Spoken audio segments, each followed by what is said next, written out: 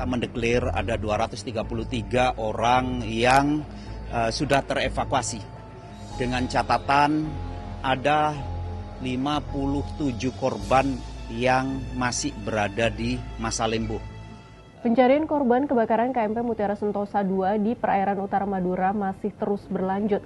Memasuki hari ketiga operasi pencarian, tim gabungan belum menghentikan upaya menemukan seluruh penumpang. Hingga Selasa 4 Agustus 2026, Kepala Basarnas Muhammad Syafi'i menyatakan sebanyak 233 penumpang telah berhasil dievakuasi. Namun di balik operasi penyelamatan itu duka juga menyelimuti karena 5 orang dipastikan meninggal dunia. Bagaimana pengakuan korban selamat terkait penyebab kebakaran? Lalu mengapa muncul kerancuan data manifest yang memengaruhi proses pencarian dan kepastian jumlah penumpang yang hilang? Selain itu, mengapa DPR menyoroti operator KMP Mutiara Sentosa yang tercatat mengalami 5 kecelakaan sejak 2017? Kita bahas. Itu kan nggak tahu, kita ada mobil itu kebakar. Nah, saat dibakar dipendam disiram air, ternyata nggak bisa mati apinya, dia malah merambat semuanya. Bapak ingat berapa lama terombang-ambing di laut, Pak? 2,5 jam. 2,5 jam. Kepala Kantor SAR Surabaya Nanang Sigit menyebut berdasarkan data sementara kapal mengangkut 271 penumpang. Namun pihaknya belum dapat memastikan apakah jumlah tersebut sesuai dengan jumlah penumpang yang benar-benar ikut berlayar.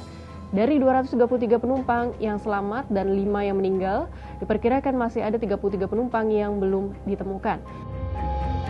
Kerancuan data manifest pun menjadi perhatian. Anggota Dewan Penasihat Masyarakat Transportasi Indonesia Joko Setiowarno Senin 3 Agustus mengatakan audit manifest dapat dilakukan dengan mencocokkan data resmi penumpang dengan jumlah penumpang aktual, termasuk data kendaraan yang diangkut selama pelayaran.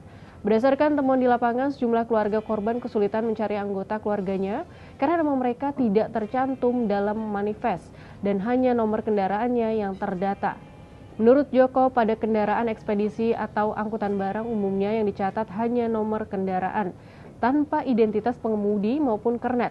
Karena itu pencocokan data perlu segera dilakukan. Terkait insiden ini, anggota Komisi 5 DPR fraksi PDIP Sofwan Dedi Ardianto Senin 3 Agustus 2026 mendukung Komisi Nasional Keselamatan Transportasi atau KNKT menginvestigasi penyebab kecelakaan. Ia juga menyoroti rekam jejak operator KMP Mutiara Sentosa yang tercatat mengalami 5 kecelakaan sejak 2017.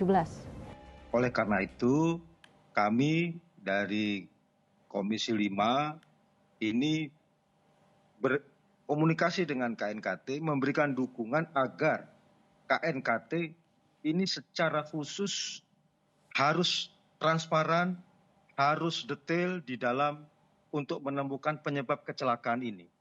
Mengapa demikian? Karena menurut catatan yang saya miliki, KM Mutiara Sentosa II ini kan dioperasikan oleh sebuah operator perusahaan pelayaran. Saya nggak akan sebut nama PT-nya.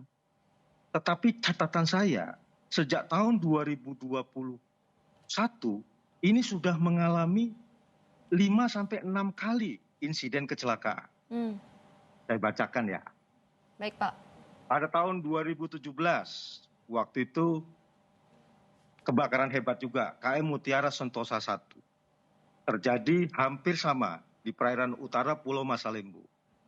Lalu pada tahun 2021, KMP Permata Lestari yang dioperasikan oleh perusahaan yang sama kandas di perairan Lombok. Tahun 2022, kebakaran dan tenggelam lagi di perairan Karangasem, Bali. Tahun 2023, KM Mutiara Berkah I, kebakaran di Cilegon. Meskipun ini masih di dermaga. Tahun 2024, kebakaran juga di Sumbawa Barat, KMP Mutiara Alas II. KMP Mutiara Sentosa II terbakar di perairan utara Madura pada Minggu 2 Agustus 2026 pagi saat berlayar dari Surabaya menuju Makassar. Hingga kini penyebab kebakaran masih dalam penyelidikan. Kapal tersebut mengangkut ratusan penumpang dan puluhan kendaraan, termasuk kendaraan angkutan logistik. Operasi pencarian melibatkan berbagai unsur antara lain KP Manyar 5003, KRI Bung Hatta 370, KNP Grantin P211, serta helikopter Ditpol Airut Polda Jawa Timur. Tim SAR menyisir area pencarian untuk menemukan korban yang masih belum ditemukan.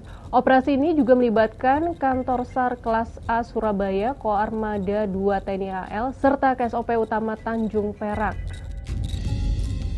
Sahabat Kompas, di balik pencarian dan evakuasi korban yang masih berlangsung, tragedi ini menjadi pengingat bahwa keselamatan pelayaran menjadi hal utama yang harus dipenuhi. Keakuratan data manifest, kepatuhan terhadap standar keselamatan, serta pengawasan terhadap operator kapal harus menjadi perhatian agar nyawa penumpang tidak kembali menjadi taruhan.